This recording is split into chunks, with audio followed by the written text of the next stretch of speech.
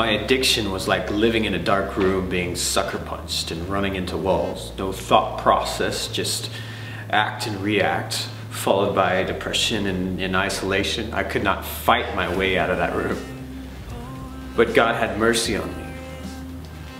He took all the pleasure out of sinning. Sin without shame became impossible for me. After a while, my acting out stopped, but my want to was still there. I still wanted to keep a look about me that told the world I was still alive to the option of sexual sin. A war started. I loved feeling God's presence in worship, and Connect Church loved me out of isolation, but my flesh still hoped someone would come along and just make me sin.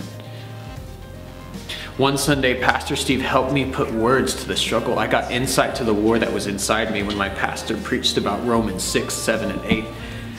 In chapter 6, I learned I was dead to sin and didn't have to obey lust. So I could say, no, I'm dead to that, but I still wanted to sin. Chapter 7 put words to my hopelessness. Verse 19 says, I want to do what is good, but I don't. I don't want to do what is wrong, but I do it anyway. And verse 24 says, O wretched man that I am, who will deliver me from the body of death?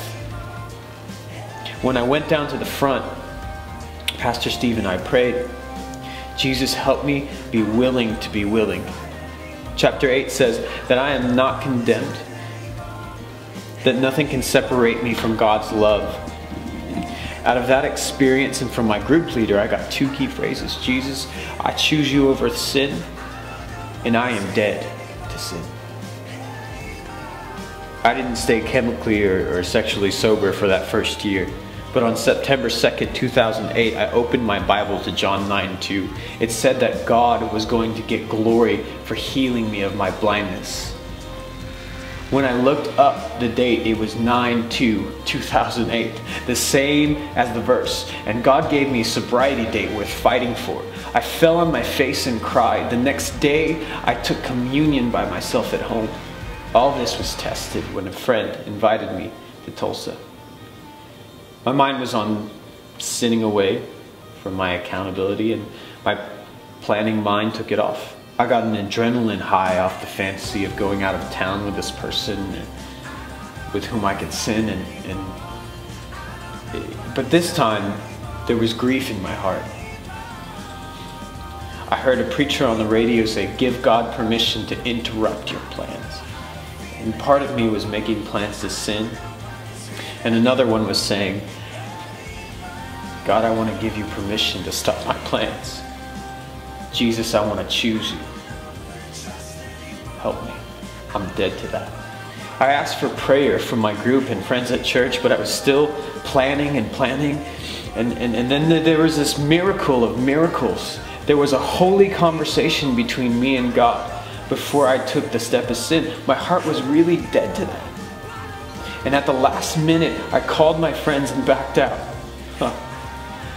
I had invited Jesus into the process, and the outcome was changed. So the day came when I told Pastor Steve, today I have been sober and celibate for 1 year.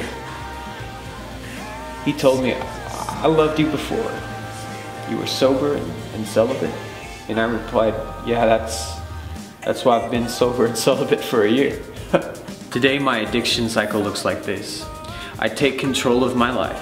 Things go wrong and I have negative feelings.